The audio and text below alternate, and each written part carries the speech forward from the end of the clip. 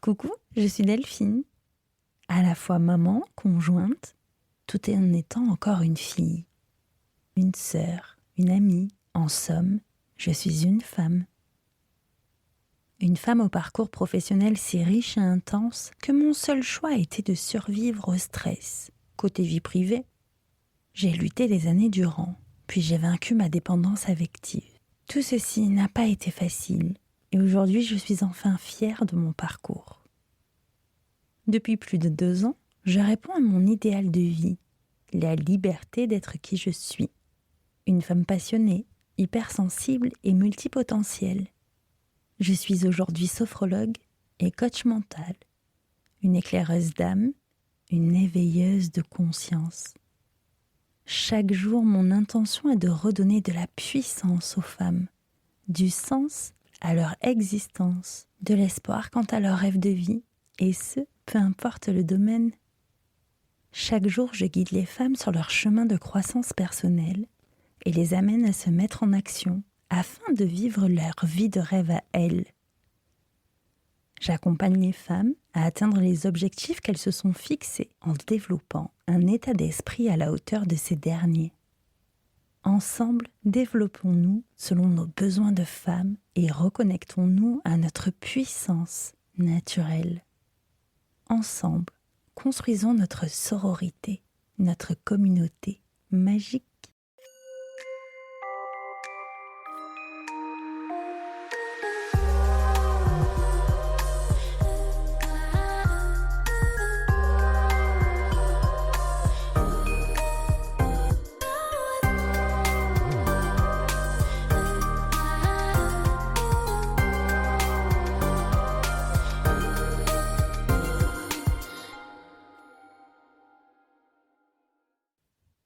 Coucou et bienvenue dans ce nouvel épisode des magiciennes.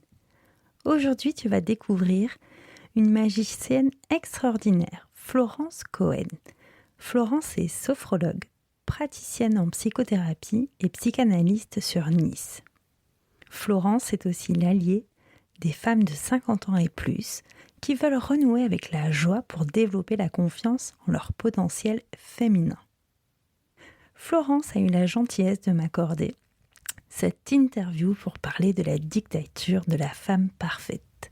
Je te laisse avec notre entretien. Attention, il y a beaucoup de peps, c'est dynamique et c'était cet été. Bonjour Florence. Coucou Delphine. Comment vas-tu? Eh ben écoute, super bien. Alors moi j'aime bien. On peut raconter une petite anecdote juste au début comme ça? Mais tu peux raconter, je suis sûre que tu vas raconter la même que la mienne peut-être. Vas-y. En fait, ça fait juste 35 minutes qu'avec Delphine, on a tenté de se connecter pour vous faire ce podcast. Donc moi je suis tellement contente d'être invitée aujourd'hui par Delphine. Voilà que je ne pouvais pas le passer sous silence parce qu'on s'est marré, mais on a réussi au final. Voilà, tu peux y aller Delphine. Super, c'était pas cette anecdote que j'allais raconter, mais c'est parfait. Du coup, c'est vrai qu'on a galéré et on a persisté dans la joie et la bonne humeur. Et merci d'être sur ce nouveau podcast du coup qui s'appelle Les Magiciennes. Et toi, tu es double magicienne puisque tu es magicienne du fait d'être une femme et aussi de par tes métiers. Voilà, et Est-ce que tu peux te présenter? Je saute sur l'occasion du coup. Est-ce que tu peux te présenter, Florence? Ouais, alors attends, je peux aussi, vu qu'on enregistre, je vais profiter de me mettre un peu plus à l'aise. Donc en fait, c'est ce qui est top, juste avant de me présenter, c'est que toi, tu as décidé de renommer justement ta chaîne de podcast. Et moi, aujourd'hui, eh bien, j'accompagne les femmes de 50 ans et plus qui se sentent perdues et je les aide à se retrouver. Alors, je suis sophrologue, psychanalyste, praticienne en psychothérapie. Et pourquoi cette cible de femmes? Eh bien, parce que vous l'aurez compris, je n'ai pas 20 ans. J'en ai aujourd'hui 54 ans. Et en fait, c'est un peu, même beaucoup, tout mon parcours allié à mes thérapies, je dirais, que j'ai apprises et avec des thérapeutes et au travers de certifications. Eh bien, que j'accompagne cette tranche d'âge de femmes parce que ça me parle énormément. Et du coup, c'est comme ça que je suis, je dirais, je peux me la péter un peu la meilleure. Mais vas-y. Tu Parce que ce que vous traversez, je l'ai traversé et donc j'ai les outils adéquats pour vous aider, je dirais, dans un moment compliqué de votre vie. Voilà en gros ce que je fais. Merci Florence. Et en plus, ça s'accorde parfaitement parce que moi, je n'accompagne pas ce type de femme, en fait, puisque je commence de l'adolescence, en fait, aux jeunes adultes et aux femmes qui sont plutôt autour de mon âge, c'est-à-dire la quarantaine, et on va dire jusqu'à 45, 50 ans, ça va être la limite. Donc après, vous pouvez partir, mesdames, chez Florence en toute quiétude. Et parce que justement, moi, c'est comme toi, tu vois, quand j'ai remanié mon entreprise, je ne voulais pas accompagner là où je n'en étais pas. Et du coup, je ne sais pas ce qui se passe après 50 ans. Je n'en suis pas dans cette tranche de vie-là. Et c'est pour ça que moi, je m'arrête là. C'est non pas pour faire la discrimination envers les femmes, bien au contraire. Donc, Du coup, tu vois, c'est pas tellement ce qui se passe après 50 ans, mais c'est en fait tout le cheminement jusqu'à 50 ans, les moments, parce qu'il n'y en a pas beaucoup où on se sent bien, et justement ces moments où on se casse la figure, on se casse les dents sur notre rôle de mère, notre rôle d'épouse, ce rôle où, de femme aussi, on va travailler aujourd'hui, où on a toutes ces casquettes et j'ai envie de dire, on s'oublie en tant que femme principale. Voilà, donc en fait, c'est vraiment tout ce cheminement qui fait qu'aujourd'hui, je me sens plus ancrée en accompagnant des femmes de mon âge. Bon, allez, s'il y en a une de 47 ans qui arrive, je ne vais pas lui dire non. on est d'accord, mais moi, c'est comme moi, selon la problématique, bien sûr que non, mais ça avait 54 ans, mais que ça rentre pile poil dans ce que j'accompagne, on est bien d'accord. Bon, voilà, donc voilà. Ah ben, c'est super parce qu'en plus, tu me permets une transition à la perfection entre justement ces rôles de femme, de mère, d'épouse, d'amie, de super copine, de fille aussi, parce que souvent on a encore nos mamans parfois, et du coup, cette dictature un peu, c'est ça que j'avais envie d'échanger aujourd'hui, cette fameuse dictature de la femme parfaite que la société peut nous imposer et que parfois on s'impose aussi toute seule. Je voulais savoir, tiens, est-ce que toi, déjà, personnellement, tu es passée par cette phase? Oui, je vois le sourcil qui se lève. Je suis passée et parfois je suis encore dedans, je te rassure aussi. Donc, et c'est vraiment ça pour montrer qu'on a beau être accompagnatrice, on n'est pas parfaite non plus, loin de là. Je voulais échanger avec toi sur ce sujet. Comment ça s'est passé pour toi, du coup? Est-ce que tu as eu cette fameuse dictature de je dois être parfaite? Alors, moi, je vais essayer de vous le délivrer simplement dans mon rôle de femme imparfaite, de mère imparfaite, d'épouse plus qu'imparfaite, mais aussi en psychanalyse, la perfection, c'est lorsqu'on idéalise pour les petites filles nos pères, et cette idéalisation est pathologique. Quand on idéalise trop quelqu'un, c'est qu'on est justement dans une névrose pathologique. Mais même si on sort de la psychanalyse, pourquoi cette perfection? On va la ramener à la société, on va faire cool. Tous ces magazines avec ces super nanas qui sont en photo retouchée. Et c'est pas pour les dénigrer ou quoi que ce soit. J'ai écouté dans des podcasts divers des mannequins qui disent que les photos sont retouchées. Donc, toutes ces femmes, moi y compris, on veut atteindre cette espèce de perfection, Oui. mais qui n'est autre que la reconnaissance du parent, c'est-à-dire qu'on veut être aimé à tout prix de notre père, de notre mère, et donc on se veut complètement parfaite. Sauf qu'on chute, on est malheureuse, on n'est pas bien. Et j'ai envie de dire, on a peur, alors en tant que femme, si on a peur de perdre l'amour d'eux. La petite fille et la femme après, ça va être, on a peur de perdre l'amour, donc ça peut être l'amour de nos parents, l'amour de nos enfants, l'amour de notre patron, et donc on va alors je cherche un autre, le terme qui me vient, c'est se prostituer, parce que c'est clairement ça. On va se prostituer pour que nos enfants nous aiment. Alors ça veut dire quoi? Ça veut dire qu'on va répondre à leurs attentes en permanence. Ouais, se soumettre. Voilà, se soumettre, parce que c'est très difficile de perdre l'amour de ses enfants. Et par là, j'entends que si on est en froid avec nos enfants, c'est très compliqué. C'est douloureux, voilà. Le mari, je ne sais plus trop, j'ai envie de dire, la place qu'il va avoir aujourd'hui parce que la société évolue énormément. Mais moi, à mon époque, bon, je fais vieille, tu vois. Ouais, ça fait un peu dinosaure là, à mon époque. En plus, tu fais très jeune quand même. Tu fais pas du tout ton âge, donc ça va.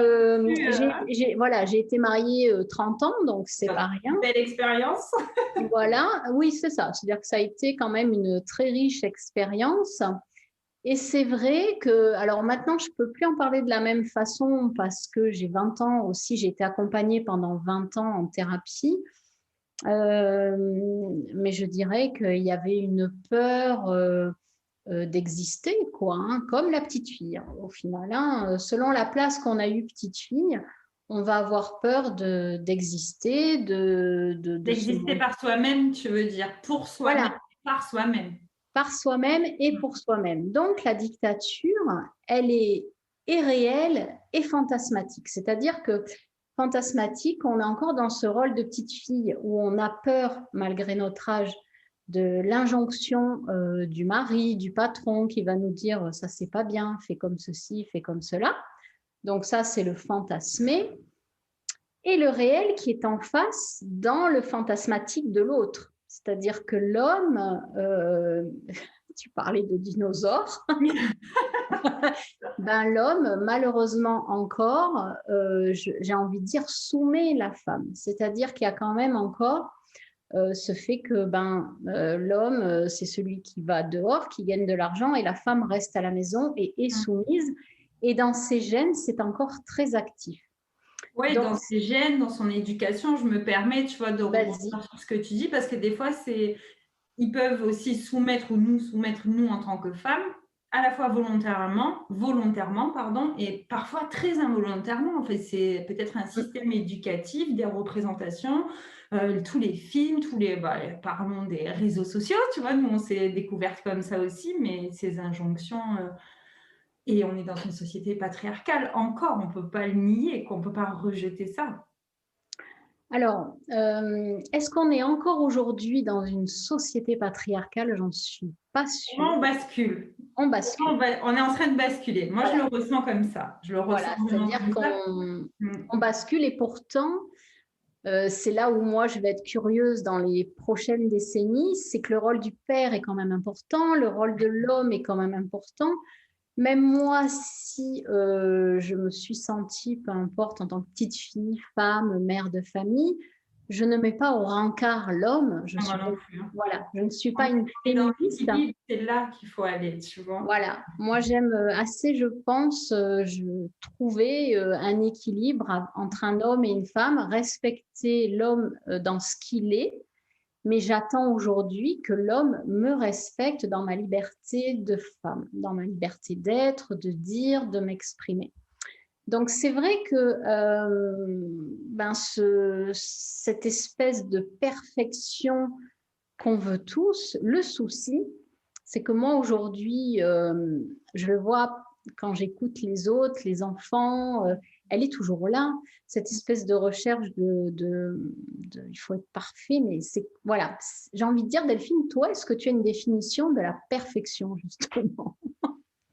Pour moi, c'est quelque chose de complètement irréel, même si j'ai été là dans ma définition à moi de la femme parfaite jusqu'à il n'y a pas très très longtemps, c'était d'obtenir des résultats impeccables pour mon patron, que ma vie de mère n'impute pas à mon métier à l'époque de développeur foncier.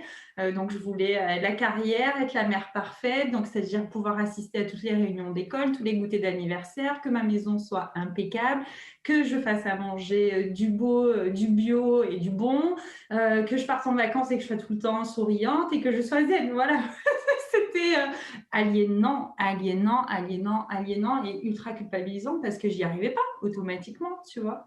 Donc, aujourd'hui, à l'instant T, juin 2021, la perfection, j'ai envie de vraiment crier aux femmes que arrêtons, ça n'existe pas, c'est une illusion, vraiment, c'est une illusion. Et du coup, alors attends, de toute façon, c'est pas grave, on est dans un podcast interactif. Oui, j'ai envie de dire. Serait ma perfection, tu vois. Voilà. L'imperfection. Et du coup, aujourd'hui, puisque c'est super tout ce que tu as nommé, tu vois, comment tu vis par rapport tu vois, à toutes ces images que tu as données de perfection? Comment je vis?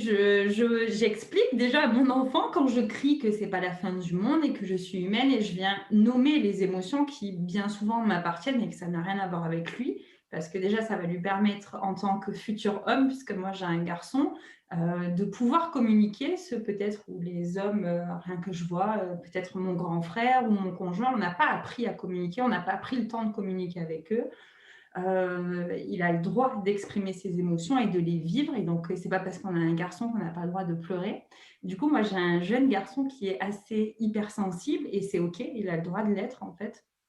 Donc, chez moi, ça s'exprime comme ça.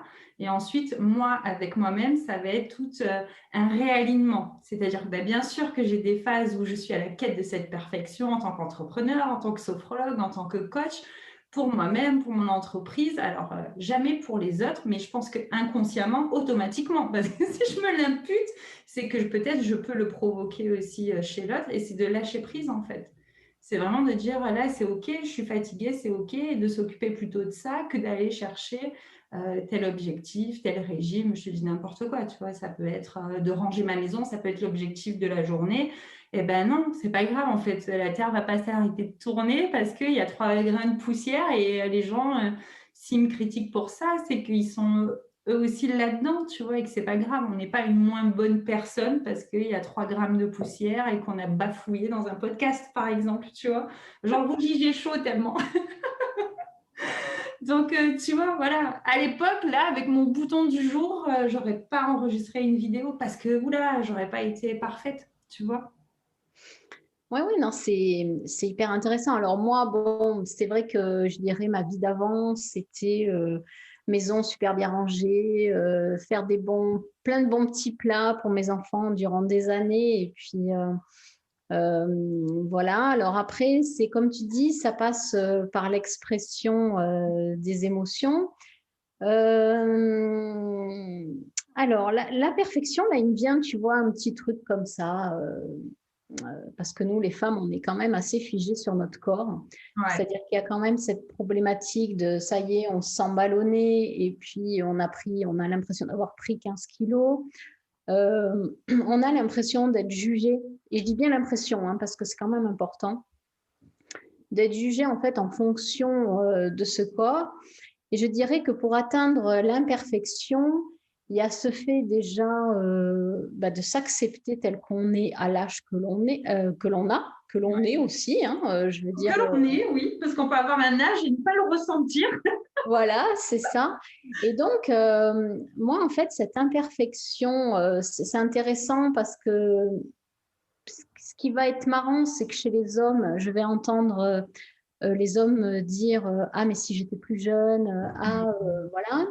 Les femmes ont du mal, hein, on va dire, à accepter leur corps et souvent, c'est un peu pour moi ça, ce dommage lié au corps. C'est-à-dire que s'accepter, c'est aussi accepter qu'on peut être pas bien, qu'on peut être ballonné, qu'on peut en avoir marre.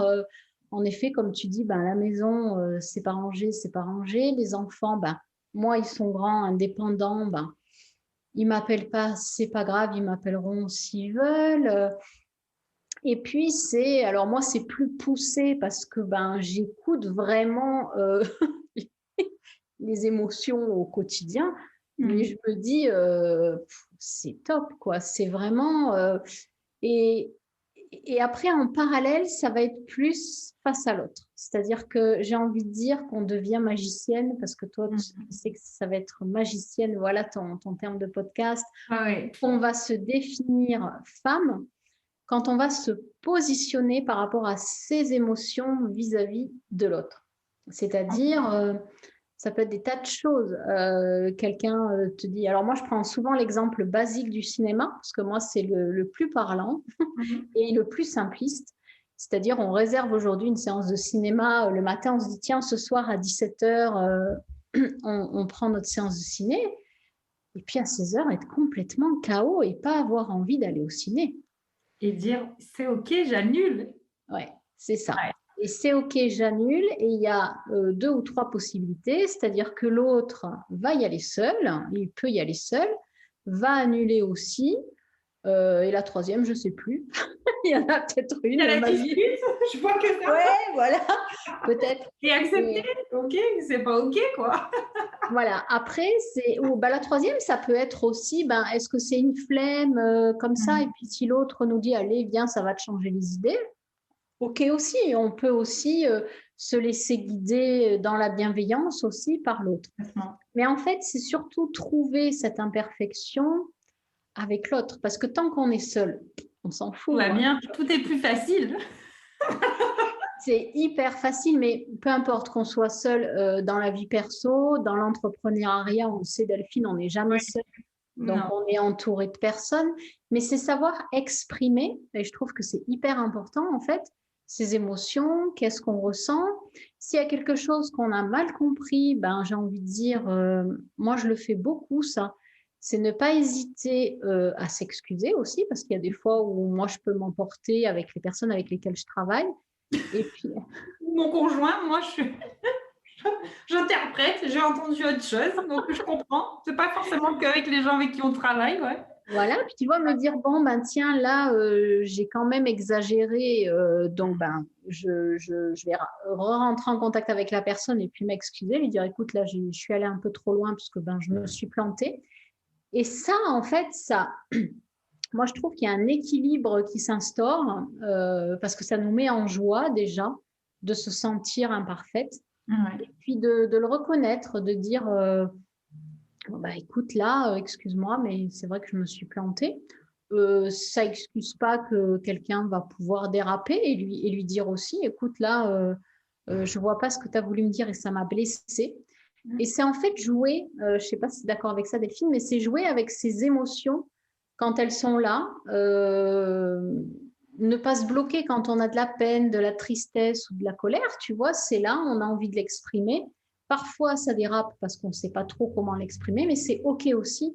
Je trouve que le tout, c'est d'échanger avec l'autre quand on est en lien avec les autres et de dire, OK, moi, ça me va. Alors, je vais donner un autre exemple qui est super important et moi, je trouve génial.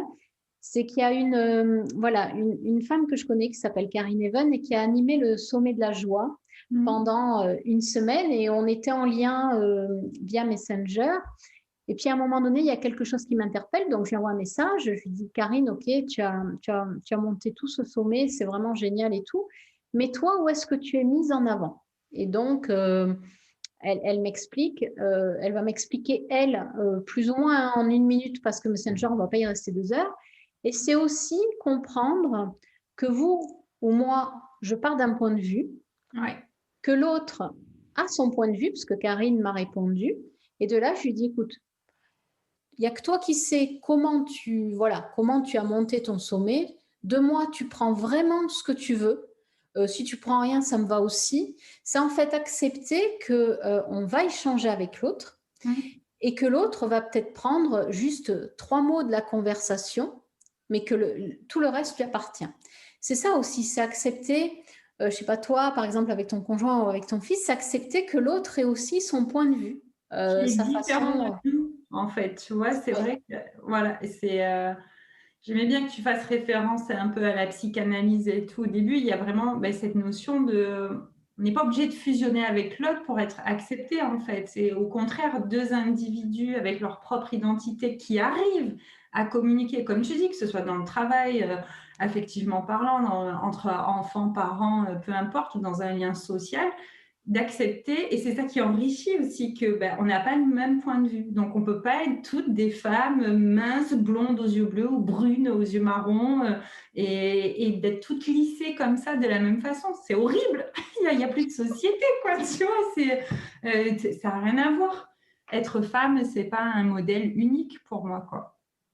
Ah non, d'autant plus qu'on est chacune unique. C'est-à-dire, comme l'a dit Freud, en tant que parent, on sera, quoi qu'il arrive, un parent imparfait. Clairement. Pourquoi? Parce que l'enfant a sa propre unicité. C'est-à-dire que j'adore cet exemple et pourtant, Dieu sait qu'il est représentatif d'un père qui est alcoolique et qui va avoir deux garçons. Il y en a un qui va boire et l'autre qui ne boira pas du tout.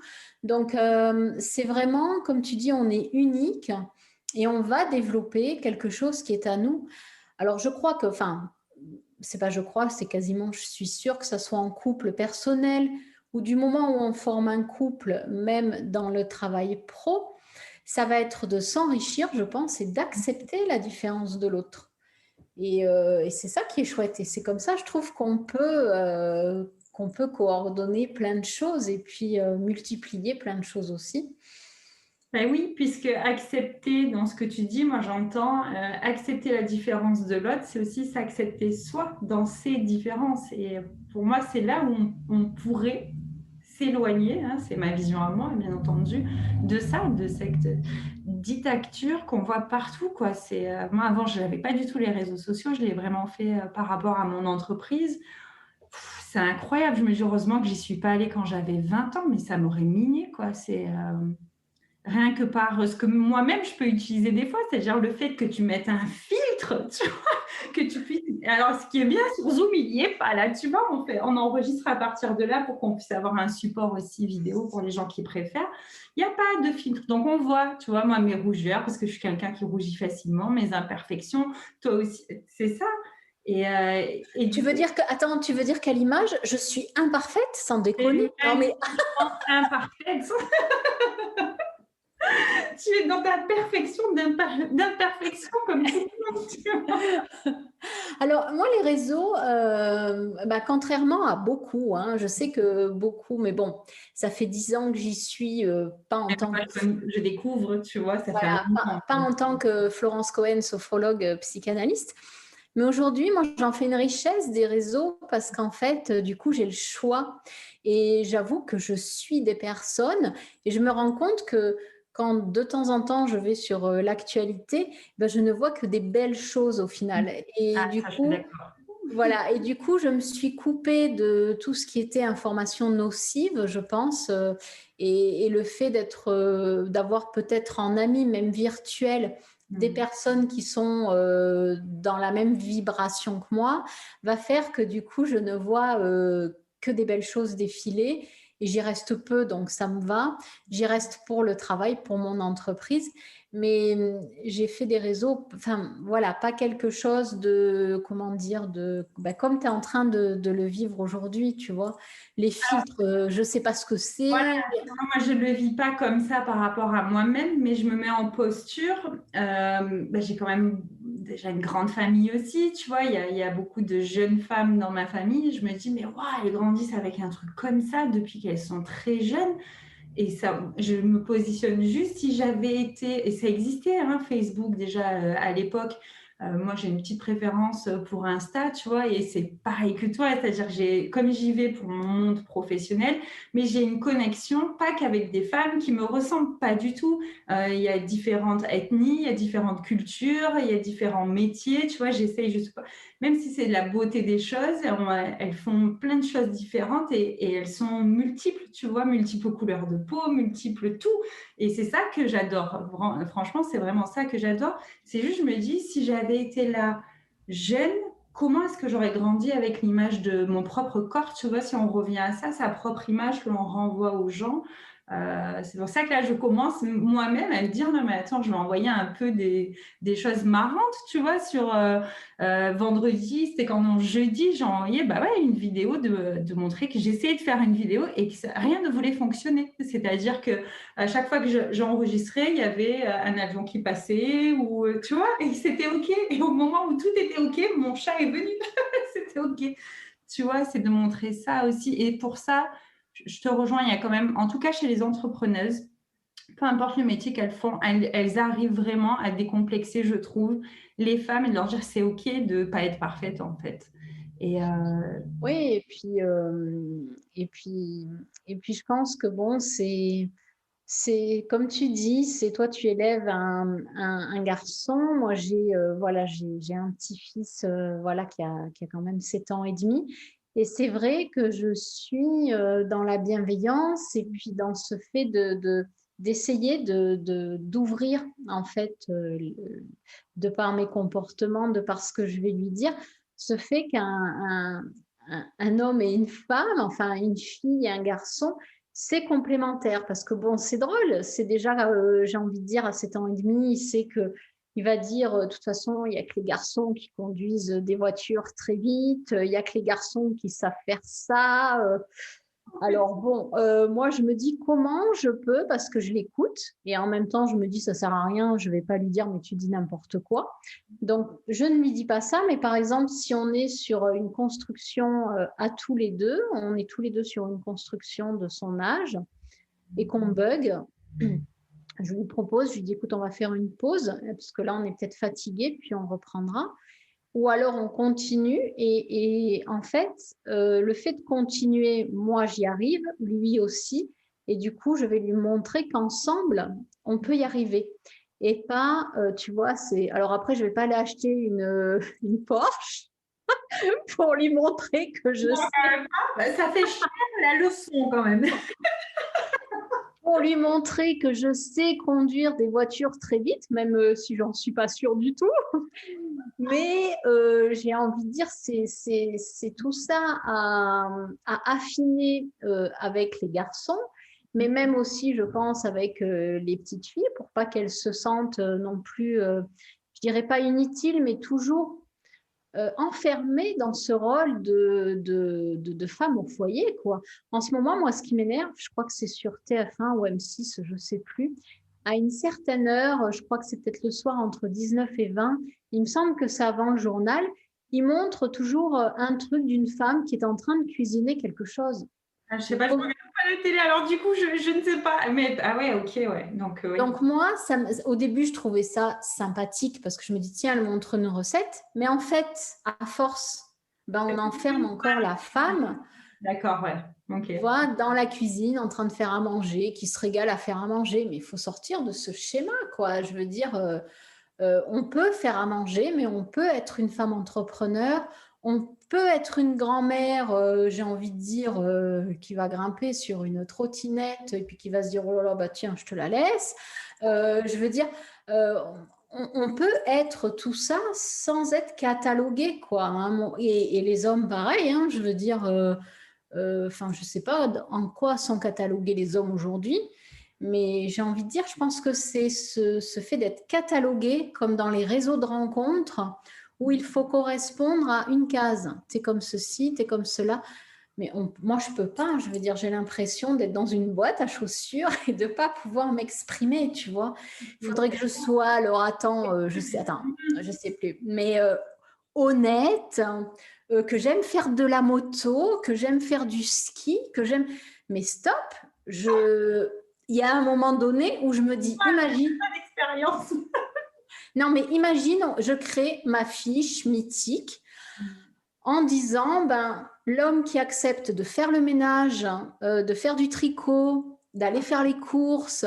C'est une expérience, Florence, oui. Il est bienvenu dans ma vie. Non, mais c'est ça qui est aberrant, c'est-à-dire que l'homme, malgré tout, continue d'une façon déguisée, hein, parce que c'est déguisé, de soumettre la femme. Et moi, c'est pas que ben, c'est dommage pour eux, parce qu'au final, ben, je pense que aujourd'hui, les couples sont malades de vouloir fonctionner de la même façon qu'avant. Et moi, ce que j'adore en ce moment, bon, ça fait un moment que ça dure, je me dis qu'en ce moment, c'est que je regarde des séries sur Netflix, mais de l'époque où tout le monde se tuait, quoi, les guerres de châteaux, et c'est hyper intéressant. Mais c'est hyper intéressant de voir l'homme fonctionner, la femme, comment la femme, mais elle était contrainte à rien, à tout, quoi. Elle était mariée dès l'âge de 13 ans, elle était... Et là, me dire aujourd'hui, c'est juste une façon de déguiser. Ben, t'es accepté, on match, si tu aimes la moto, le foot, le truc. Mais non, mais j'ai pas envie de ça, quoi. Tu vois, c'est... Et je pense que, voilà, comme tu dis, on est dans une bascule, je sais pas, je me dis, j'ai déjà 54 ans, je me dis, j'aimerais voir un équilibre entre les hommes et les femmes, enfin les femmes déjà, trouver leur équilibre. On a tellement souffert qu'on a besoin de trouver notre équilibre en tant que maman parce qu'on s'en prend plein les dents. Je veux dire, on a porté 2 casquettes parce que les hommes sont absents, parce que les hommes sont jamais là.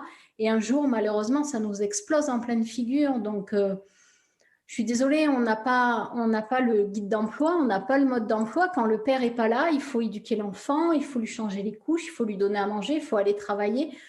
On travaille les 3-8 et malgré ça, un jour, on nous le reproche. C'est pourquoi tu as été trop là, quoi. Ben, comment je fais? Tu vois, ça peut être aussi dans l'autre C'est sens. ça. Mais parce que alors moi qui ai été famille monoparentale, et tu portes cette culpabilité-là, tu es genre, putain, en fait, je suis en train de sacrifier l'enfance de mon enfant parce que j'ai voulu à un moment donné une carrière et d'essayer d'accepter ça. Et tu sens parfois aussi, moi je le sentais à l'époque, pas chez tout le monde, mais certaines mamans de l'école de mon fils, c'est comme ça qu'on a fait un mini clan d'ailleurs avec des nanas qui sont devenues des amies vraiment. On était les mères imparfaites, toujours en retard, toujours en train de courir, il manquait le goûter et on a fini par faire un trio qui est génial, tu vois. Et nos enfants, ils sont aussi bien que les autres en fait. C'est pas grave quoi. C'est pas grave. Et oui, en fait, on travaillait et on était en monoparental, donc on faisait un peu comme on pouvait. Et je trouve qu'il y a moi, c'est aujourd'hui mon constat, même si je ne vis pas comme ça au quotidien, je pense que les femmes entre elles doivent connecter pour aussi reprendre un peu leur puissance, comme tu dis, leur équilibre intérieur. Moi, c'est vraiment quelque chose que j'accompagne vraiment, tu vois, en ce sens chez les femmes. Et c'est exactement ce que tu fais aussi. Parce qu'à partir du moment où nous, on est stabilisé avec nous-mêmes, on arrive forcément à communiquer avec l'extérieur. Et déjà, on peut être un modèle féminin pour toutes les femmes qui nous entourent. Ça peut être des entrepreneurs, ça peut être une nièce, ça peut être une cousine, ça peut être même notre mère, quoi, notre propre mère qui se dit « Waouh, j'aurais aimé pouvoir faire ça peut-être. » C'est chouette. Et après, moi, au niveau des hommes, en tout cas celui qui partage ma vie, on arrive à équilibrer. Alors parfois, c'est dans le déséquilibre. Tu vois, moi, pendant 3 jours, j'ai été pendant 3 jours, du coup, il comprend ce que ça peut être le déséquilibre. J'étais pas là, j'étais en formation pendant 3 jours. Et donc vendredi, samedi, dimanche, donc il s'est occupé de mon fils, mais il s'est occupé aussi du ménage, des courses, de la bouffe, du linge. Et il était éreinté hier soir quand je suis rentrée toute zen, moi, à mettre les pieds sous la table. Donc oui, parfois l'équilibre, c'est le déséquilibre pour l'autre aussi. Ça peut pas être tout le temps. C'est ça la magie des relations, c'est que ça peut pas être tout le temps, mais parfois il faut accepter. Et c'est parfois difficile quand ils n'ont pas eu l'éducation comme ça, les hommes, de les ramener dans notre réalité. Et pour ça, il n'y a que l'expérience. Hein. Oui, c'est vrai. Et puis, on va voir comment toi, tu te débrouilles.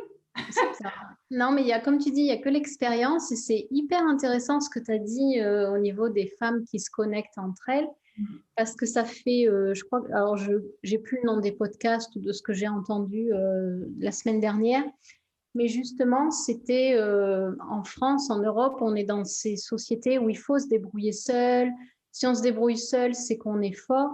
Et en fin de compte, un enfant sera beaucoup plus heureux si justement, il est entouré. Donc oui, connectez-vous entre vous. Si vous avez des mamans qui peuvent vous aider. Voilà. Et en Afrique, parce que je suis allée en Afrique, au Burkina Faso, c'est intéressant de voir comment un enfant, et ils sont, le mari épouse encore plusieurs femmes, je veux dire, le gamin, il fait pas un pas sans qu'il y ait un adulte qui connaît, quoi, parce que il est entouré, donc et puis il s'entraide. Alors même si c'est compliqué, mais ça, c'est pas le sujet du jour. Donc le but, même si on est en famille monoparentale, oui, il faut s'entraider. Ne pas hésiter à demander de l'aide à l'école, pourquoi pas, si un jour on ne peut pas être là, demander à une maman si elle peut récupérer l'enfant. Et en fait, c'est intéressant parce que de plus en plus, on entend ce fait de vouloir fonctionner ensemble et plus en tribu, ouais, c'est vrai. Ouais, et plus toute seule. Parce que ce truc, alors seule, alors je ne sais pas d'où c'est sorti. Bon, peut-être aussi ce fait qu'on s'individualise, que la femme travaille, je veux dire, il y a ça aussi. Elle travaille et la femme, par rapport à l'homme, elle aura plus cette faculté de vivre seule que l'homme. C'est-à-dire que c'est comme ça. Et moi, j'ai vu mes grands-mères, j'ai pas connu mes grands-pères. Donc, j'ai vu mes grands-mères seules, mais quand même, bon, ma grand-mère paternelle entourée quand même de ses fils. Mais c'est vrai que on a toujours ce truc seul, ouais, faut être fort, faut y aller, faut pas se plaindre. Mais plaignez-vous, bordel de merde. Moi, j'ai envie de dire, vous êtes fatigué le soir quand vous rentrez, ben écoute, chérie, soit on commande de pizza, soit si tu veux bien, tu sors un truc, mais c'est toi qui le fais. Faut arriver à se plaindre, faut arrêter de dire tout va bien. Pourquoi? Je vais vous expliquer pourquoi. Parce que moi, les femmes, certaines femmes que je reçois sont dans un tel état au niveau du corps, au niveau de la dépendance des médicaments. Là, ce week-end, j'étais en colère envers les médecins. Pourquoi? Parce que des médecins ou des psychiatres vont dire bah, c'est pas parce que vous allez faire quelques séances d'acupuncture que tout va être réglé. Je veux dire, les médecins, je pense, ont un rôle aujourd'hui de communicant pour dire que le métier que tu fais, Delphine, et celui que je fais vont aider. Et puis, pourquoi moi, je m'en suis sortie et sans médicaments grâce à mes thérapies. Je veux dire, je ne voulais pas être dépendante des médicaments. Voilà, mon corps s'est fracturé. Et mon dernier accident qui remonte à 16 ans en arrière, j'ai dit, ce sera le dernier accident. Je ne veux plus jamais aller à l'hôpital de ma vie. Donc, il y a un moment donné où, oui, on peut aller bien. Oui, se plaindre, c'est sain. Oui, se dire, je n'en peux plus, je ne peux plus porter sur mes épaules, sur mon dos. Combien de personnes se plaignent du mal de dos? Et au lieu d'aller prendre des médicaments, bordel de merde, excusez-moi, ça sort, mais il faut... On a le droit chez moi de dire des gros mots parce qu'on est imparfaite. Voilà, allez consulter. Et je vais vous dire pourquoi. Parce que Delphine, comme moi, même si j'utilise plusieurs outils, vous allez avoir des outils qui seront disponibles à vie. C'est-à-dire que c'est des clés que vous allez pouvoir utiliser maintenant, dans 10 ans, dans 20 ans. Et Delphine, je ne sais pas si tu es comme moi, mais une fois qu'on met le pied dans le mieux-être, on ne regarde plus à la dépense, hein. On y va. Hein. Ah non, mais ça, c'est clair. C'est ce que j'explique, tu vois, les personnes qui me contactent. Moi, j'oblige personne et pour avoir visité ton site internet et comme ça, après, ça nous permettra que tu nous dises où on peut te rejoindre. Je fais toujours la séance gratuite. Et moi, la séance, c'est 30 minutes offertes. En fait, c'est pas pour dire, parce que j'ai été commerciale avant, tu vois, c'est pas un piège du tout. C'est que moi, la personne qui n'est pas prête, et ça n'a rien à voir avec le financier, en fait, parce que quand tu es vraiment prête à faire quelque chose pour toi, ben, le financier, on trouvera toujours une solution finalement. Mais c'est de savoir si la personne, c'est quoi. Je recherche juste une épaule et il va falloir que je te tire. Moi, en tant que praticienne, ben, je ne veux pas accompagner ce genre de personne. Quelqu'un qui va être dans des dépendances, et ce sera plutôt des dépendances que je ne pourrais pas gérer. Moi, en tant que coach et ou sophrologue, ben oui, ben, c'est pas moi, je ne suis pas la bonne personne. Allez voir Florence, hein, selon les dépendances, je ne pourrais pas les gérer et je n'ai pas envie. Alors, il y en a certaines, oui, parce que ben, ça a été mon parcours. La dépendance affective, je veux bien. Les autres, pas forcément, quoi, tu vois.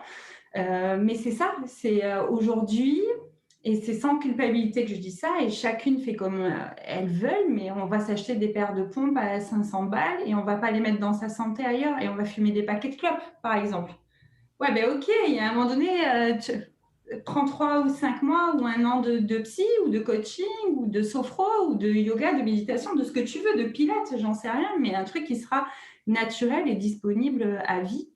Ouais, et puis ça, franchement, je te rejoins. Et puis là, ben, c'est pas franchement pour mettre ça en avant, mais la séance gratuite, j'en ai fait une vendredi. Elle n'a pas duré 30 minutes. Elle a duré 2 heures. Et si, ça marche. Ma base est 30 minutes. Voilà. Pourquoi elle a duré 2 heures? Parce que c'était une femme dans une extrême souffrance que j'ai décidé par la suite, si elle me rappelle, de ne pas accompagner. Pourquoi? Parce que les médecins, alors ok, il y a peut-être 20 ans, 30 ans, on n'entendait pas parler de tout ça. Mais je veux dire, parce qu'elle est assommée à coups de cachet, à coups d'opération, elle a eu un cancer, elle est détruite. Elle est détruite à 90% et elle ne pense qu'opération et que cachet.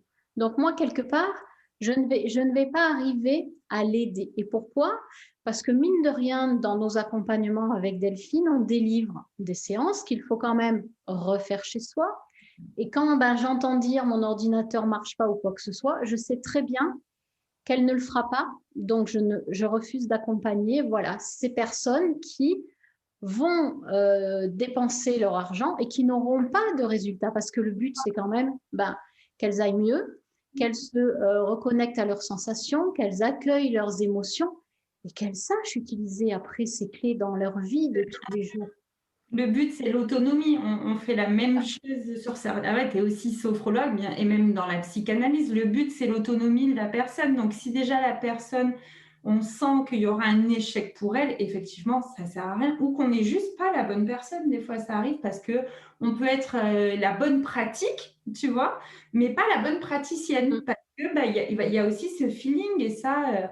moi, c'est le conseil que j'ai vraiment envie de donner aux personnes qui vont nous écouter. Si ça ne passe pas, et c'est pour ça que moi, je pense que même un médecin généraliste, je suis désolée de dire ça, il devrait faire le truc gratuit parce que est-ce que ça va passer en fait le feeling? Est-ce que je vais être en accord avec la personne? Alors, bien sûr que c'est aujourd'hui, on ne peut pas dire ça en période de pandémie. Ok, d'accord. Mais si je pousse le truc jusqu'au bout, on devrait avoir le choix en fait et de ne pas s'enfermer. Des fois, des personnes vont s'enfermer, je te dis n'importe quoi, avec un dentiste qui leur font hyper mal et en fait, elles voudraient être soignées.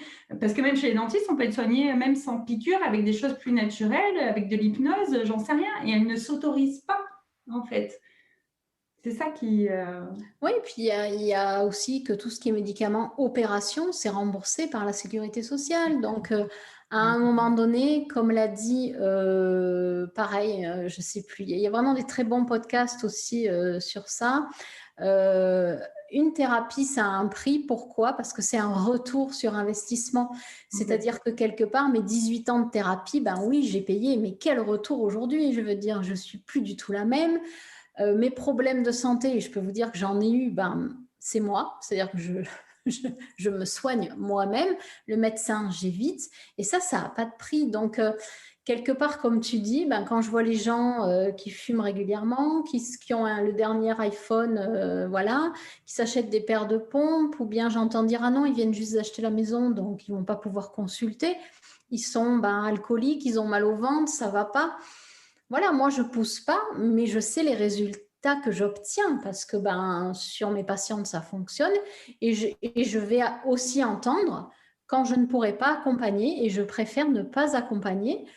Voilà, parce que je n'ai pas envie de prendre de l'argent de cette pauvre personne qui, pour moi, a été abusée au niveau des médicaments, au niveau de la psychiatrie. Je veux dire, à un moment donné, le rôle des médecins, c'est de dire aujourd'hui, il y a des médecines alternatives qui peuvent vous aider, ne serait-ce qu'à mieux dormir. On prend un truc tout simple, mais vous dormez mal, ok, vous avez un cachet pour dormir, mais pourquoi ne pas aller faire quelques séances de sophrologie, sachant qu'en 2-3 séances, on le sait, toi et moi, Delphine, le sommeil va être déjà de meilleure qualité.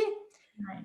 Donc, à réguler le sommeil. Alors, tu vas déjà avoir effet effectivement sur les 3 premières séances et même après, tu passes pas 15 ans à régler ce genre de problématique. C'est ça. Toi-même en tant que personne qui vient consulter.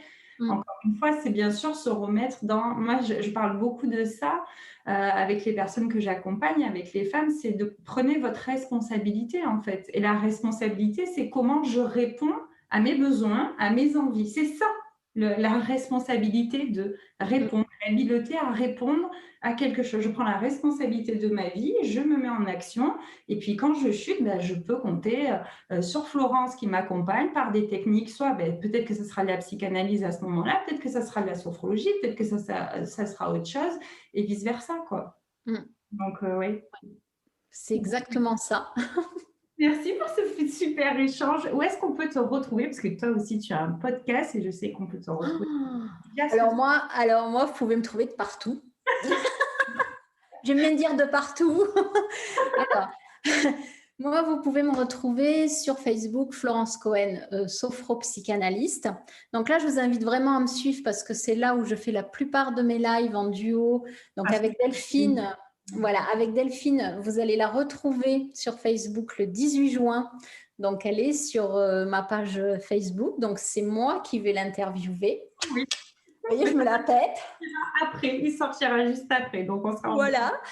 Donc, ensuite, sur Instagram, sophro.analyste. Là, pareil, vous verrez des petits posts, des petites stories sympas. LinkedIn, YouTube, Florence Cohen. Alors, sur YouTube, il y a pas mal de vidéos. Il y en a beaucoup parce que j'enregistre aussi pas mal. Et vous retrouvez mon dernier petit bébé qui est ma chaîne de podcast Les Femmes Caméléons. Donc, soit par ce nom-là, elle est également sur YouTube. Et sur cette chaîne, alors, il y a les femmes caméléons et il y a des playlists Devenir une femme. Il y a des contes thérapeutiques, puisque j'enregistre aussi avec mon petit-fils des contes. Ah, Et génial. puis, ouais, et puis, il y a la playlist de méditation où je mets aussi dessus des méditations.